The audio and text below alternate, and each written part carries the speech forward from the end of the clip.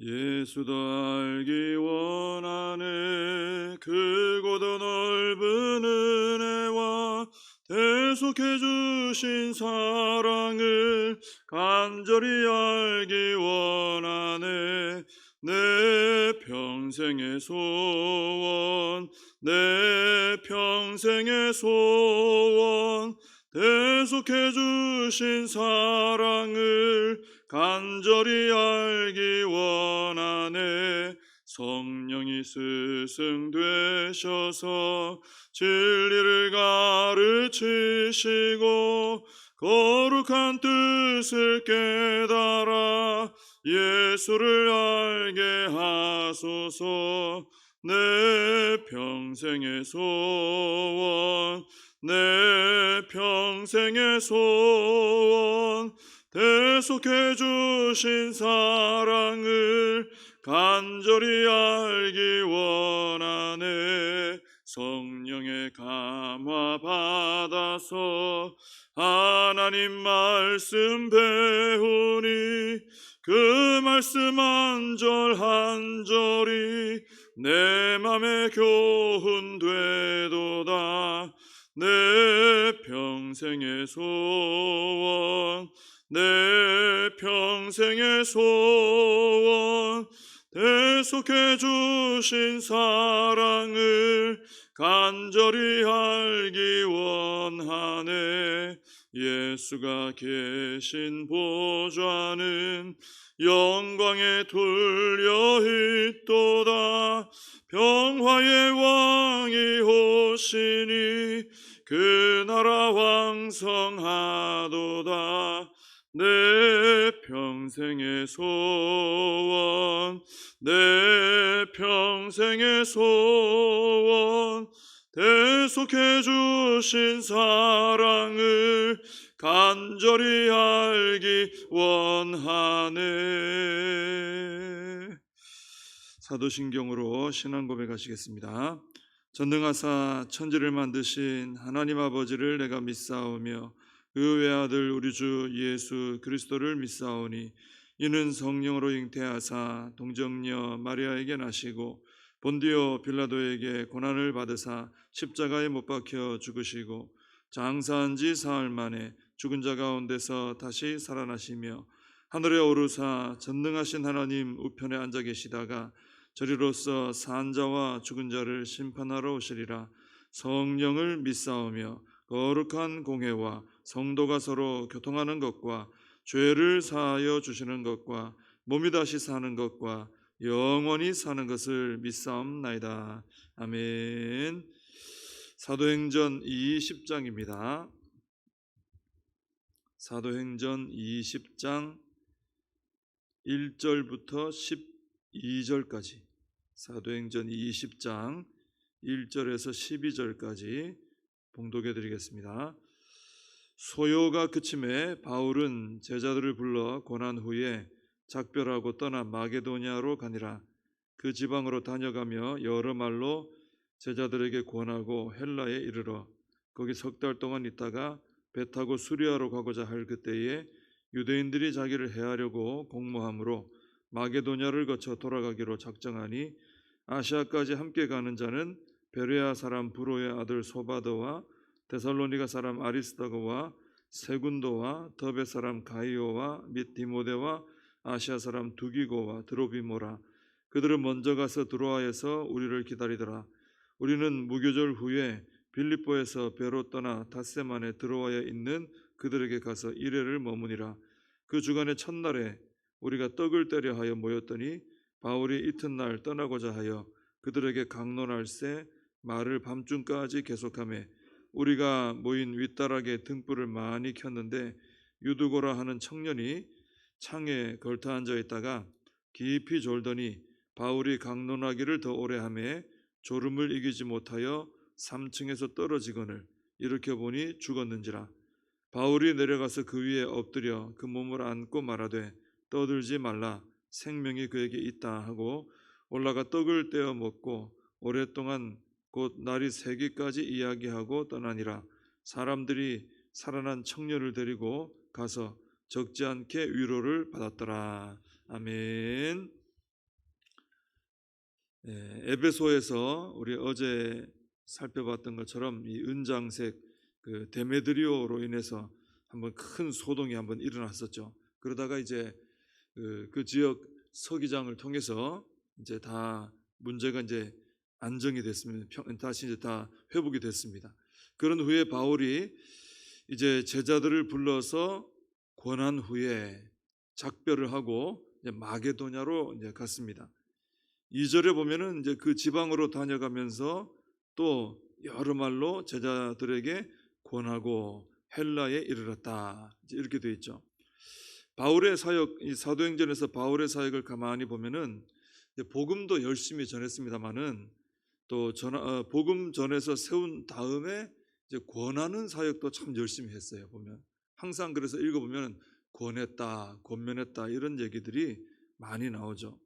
이미 예수님 믿은 제자들에게 한 겁니다. 안 믿은 사람들에게는 이제 복음을 전하고 믿은 사람들에게는 이제 신앙생활을 잘 할 수 있도록 다시 진리를 가르쳐서 믿음을 강하게 해주고 또 충고할 게 있으면 충고해주고 또 격려할 게 있으면 격려해주고 또 더 잘 감당할 수 있도록 이렇게 잘 이끌어준 것이 바로 권하는 사역입니다.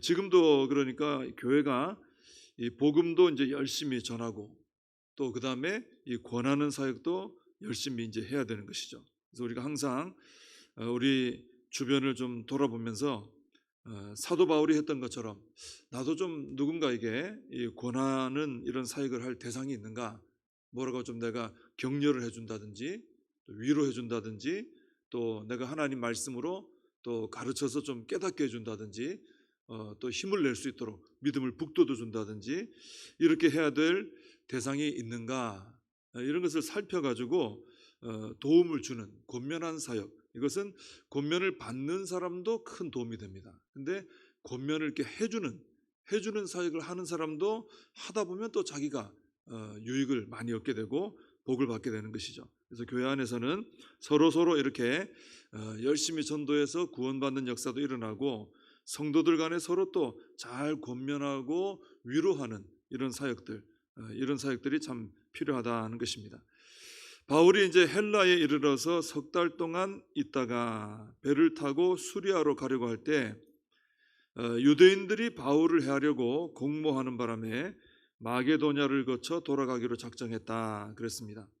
어디를 가나 바울은 이 유대인들을 통해서 고난을 받았습니다. 하나님 나라를 위해서 앞장서서 열심히 일하니까, 헌신하니까 이 마귀의 세력이 이제 위기감을 느끼고 계속 공격을 한 것이죠. 내버려둬도 큰 문제는 없겠다 싶으면은 이렇게 계속 공격하지는 않습니다. 근데 바울이 가는 곳마다 이 마귀의 세력을 흔들어 놓으니까, 마귀가 털을 닦아놓은 데를 자꾸 흔들어 놓고 균열을 일으키고 거기서 자꾸 주님께로 돌아오게 이런 일들을 해내니까 마귀 입장에서는 굉장히 위기감을 느끼는 거죠.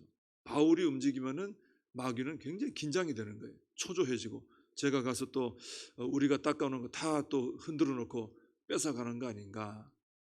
그런데 마귀 입장에서는 굉장히 불편하지만 하나님께서 보실 때는 이 바울의 사역이 너무나 이게 참 귀한 거죠.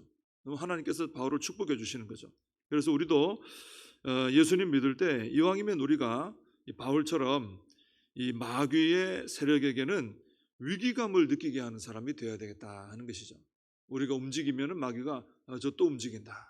저 가서 또 우리가 닦아놓은 털을 또 다 망쳐놓는 거 아닌가? 우리가 또 붙잡아 놓은 영혼을 다 데려가 버리는 거 아닌가?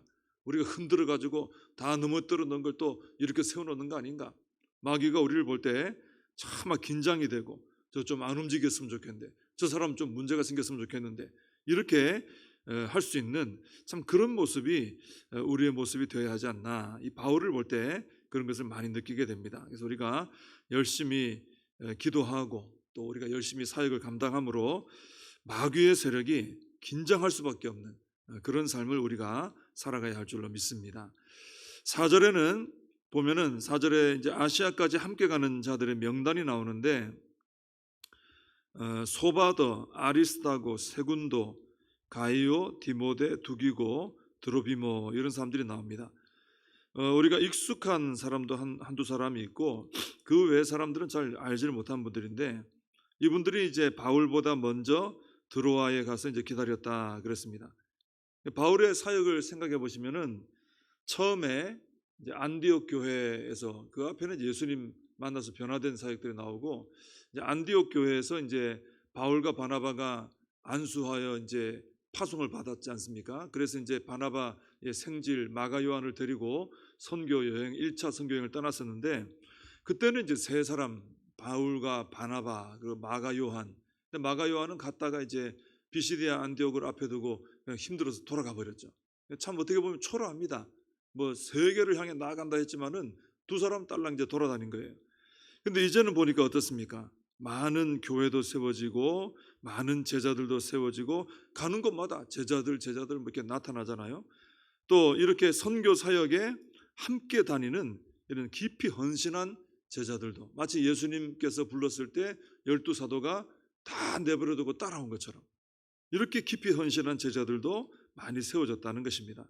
참 이것을 볼 때 바울의 사역이 참 고달팠죠. 많은 고난이 있고 힘든 사역이긴 했는데 이렇게 열심히 해놓으니까 귀한 일꾼들이 많이 세워졌구나. 결국 이 일꾼들이 일을 하는 거 아니겠습니까? 그래서 바울이 혼자 늘 하는 건 아니거든요. 일꾼들이 세워져서 이분들이 이제 사도 바울이 이제 없더라도 감당해 나가고 또 그 다음 세대를 또 일으키고 이제 계속해서 흘러갈 수가 있게 되는 것이죠. 그래서 결국 교회의 사역은 이렇게 귀한 믿음의 사람들, 헌신의 사람들이 세워지는 것이 교회의 가장 귀한 열매다 이렇게 볼 수 있습니다. 우리 복정교회도 세월이 흐를수록 더 귀한 일꾼들이 많이 세워지고 그 일꾼들을 통해 사역의 지경들이 넓어질 수 있도록 우리가 함께 기도해야 될 줄로 믿습니다. 드로아에 도착한 바울은 그 주간의 첫날 즉 안식 후 첫날에 떡을 떼려 하여 모였다 그랬습니다. 지금으로 말하면 성찬 예식 같은 것일 수도 있고 애찬식 또 함께 교제 시간 뭐 이렇게 볼 수 있는데 바울이 이제 그 이튿날 떠나야 하는 입장이에요. 그러니까 이제 바울이 얼마나 이 간절함이 있고 사모함이 있는지 열정이 있는지 밤 늦은 시간까지 이제 강론을 계속하는 겁니다. 말씀을 계속 이어가는 거죠. 얼마나 전하고 싶은 말씀이 많았으면은 이 사람들 붙들고 계속 말씀 전하는 거예요. 또 이 무리들도 떠나지 않고 계속 그 자리에 있는 거죠. 근데 사람들이 이제 이렇게 밤중 시간도 아주 밤 늦은 시간이 됐고 또 한 공간에 많은 사람들이 모여 있고 등불도 이렇게 계속 많이 켜놨어요. 게다가 이게 1층, 2층, 3층 구조로 윗다락까지도 사람들이 있었기 때문에 가만히 생각해 보면 오랜 시간 이 막힌 그 공간 안에서 여러 사람이 등불 밝혀놓고 이렇게 밤 늦은 시간까지 있으면은 딱 졸음이 오기 좋은 그런 상황이에요. 누구나 졸릴 수밖에 없는 상황입니다. 자, 그래서 어떤 일이 있었습니까? 유두고라는 청년이 이제 창에 이제 걸터 앉아서 이제 다른 사람들에게 좋은 자리를 이렇게 내줬나 보죠. 내주고 자기는 창에 걸터 앉아서 말씀을 이렇게 듣고 있는데 졸음이 쏟아지는 거예요. 그러다가 졸음을 이기질 못했습니다. 중심을 잃고 3층에서 떨어지고 말았어요. 사람들이 깜짝 놀라가지고 이렇게 보니까 이미 죽어버렸습니다. 근데 바울이 내려가가지고 그 청년 위에 엎드려서 그 몸을 안고 보니까 죽질 않은 거예요. 살아난 거예요. 그래서 이 바울이 사람들에게 떠들지 말라, 생명이 그에게 있다 하고 외칩니다. 이 하나님께서 바울이 이 청년의 몸을 안았을 때에 생명이 다시 돌아오도록 역사를 해주신 겁니다. 어떤 사람은 그럴 수 있죠. 이 청년이 죽은 게 아니라 잠시 정신을 잃었나 보다 뭐. 그러니까 살아났겠지. 근데 그렇지 않은 것은 분명히 죽은 게 분명한 것은 죽었다 이미 그랬는데 이 사도행전을 기록한 분은 누가입니다. 누가는 의사입니다. 직업이. 그래서 누가 복음이든지 사도행전 읽어보면은 이분이 의사이기 때문에 이렇게 기록했구나 하는 부분들이 좀 있어요. 누구보다 더 정확하게 판단을 했다는 거예요. 죽었다 그러면 의사로서 죽었다. 죽은 게 맞는 것이죠. 그죠? 그리고 이 청년이 3층에서 떨어졌으면은 죽지 않았다 할지라도 뭐 어디 하나 부러지든지 다쳤을 가능성이 높아요. 근데 그런 얘기가 없습니다. 그러니까 하나님께서 이 청년의 생명이 돌아오게 하실 때 온전하게 치유도 해주신 것입니다. 또 만약에 이 청년이 살아 있기는 했지만 크게 다쳤다면은 그 현장에 있던 사람들이 11절에 나오는 것처럼 그 자리에서 떡을 떼어 먹고 날이 새기까지 강론을 이어가고 이러진 못했을 겁니다. 그렇지 않습니까? 집회를 하다가 누가 떨어졌어요. 안 죽고 만약에 살아 있어도 다쳤다. 그 어떻게 그 집회를 계속 이어갑니까? 이제 끝나야죠. 끝나고 다친 사람 때문에 끝나고 그 사람 병원 데려가고 이렇게 되는 것이죠. 근데 이 사람은 죽었다가 온전하게 다시 회복이 된 거예요. 그러니까 사도 바울이 더 이 기회를 삼아 가지고 더 모여서 열심으로 전하고 은혜 받고 하는 시간을 가졌다 하는 것입니다. 완전히 유두고는 죽었어요. 죽었는데 다시 살아난 것입니다. 역사가 일어난 것이죠.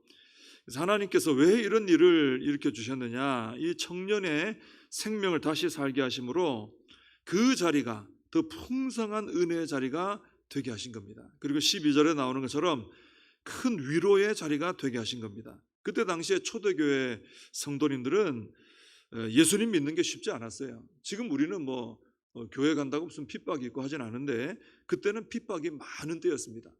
예수님 믿는 것이 많은 어려움이 있어요. 불이익이 있습니다. 근데 이 일을 통해 가지고 하나님의 살아계심을 체험하게 된 거죠. 그리고 위로를 받게 되고, 야, 내가 예수님 믿는 것이 이게 복된 일이구나. 또 그래서 그걸 통해서 믿음 위에 굳게 서게 되었다라는 것입니다. 이렇게 하나님은 위기 상황인데 이게 얼마나 큰 위기입니까? 강론하다가 사람이 죽어버렸으니까 이건 교회적으로 큰 위기인데 오히려 이것을 축복과 은혜의 자리, 또 위로의 자리로 바꾸어 주시더라 하는 것입니다. 그래서 우리가 하나님에 대해서는 항상 소망을 가질 수 있는 거예요. 지금 내가 좀 어떤 아픔이 있다, 나에게 어떤 문제가 있다, 나에게 어떤 절망할 만한 상황이 있다.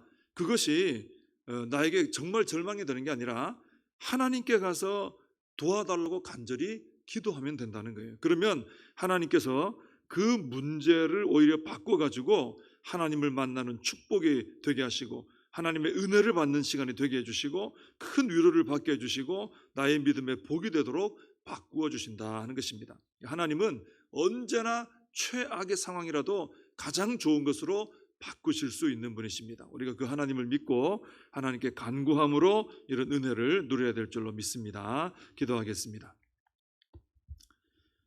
하나님 아버지 감사합니다. 이 새벽에도 저희들을 깨워주시고 하나님의 은혜를 사모함으로 하나님의 은혜를 갈망함으로 아버지 앞에 나와 깨어나 이 새벽을 깨워 아버지 앞에 예배드리고 말씀 듣게 하시고 또 기도하게 하시니 너무나 감사를 드립니다. 사도 바울이 정말 힘을 다해 사역을 감당하고 좋은 열매를 거두었던 것처럼 저희들도 힘을 다해 하나님을 섬기고 또 풍성한 열매를 통해 하나님께 영광을 돌리게 하여 주시옵소서. 우리의 삶 속에 참 힘들고 지치고 괴롭고 절망이 되고 고통이 되는 문제가 있더라도 하나님의 살아계심을 저희들이 분명히 알고 하나님은 그 모든 것을 축복으로 은혜로 위로로 다시 믿음으로 바꾸어 놓으실 수 있는 분임을 알고 하나님께 간절히 기도함으로 하나님께서 바꾸어 주시는 그 은혜를 체험하며 살아가는 저희들이 되게 하여 주시옵소서. 예수님의 이름으로 기도하옵나이다. 아멘. 주님과 주신 기도로 예배를 마칩니다. 하늘에 계신 우리 아버지여, 이름이 거룩히 여김을 받으시오며 나라의 임하옵시며 뜻이 하늘에서 이룬 것 같이 땅에서도 이루어지이다. 오늘날 우리에게 일용할 양식을 주옵시고 우리가 우리에게 죄진 자를 사하여 준 것 같이 우리 죄를 사하여 주옵시고 우리를 시험에 들게 하지 마옵시고 다만 악에서 구하옵소서. 대개 나라와 권세와 영광이 아버지께 영원히 있사옵나이다. 아멘. 말씀 붙들고 기도하시고 이 나라 민족을 위해서 기도해 주시고 또 우리 교회와 다음 세대 여름 사역을 위해 우리 사명 붙들고 함께 기도하겠습니다.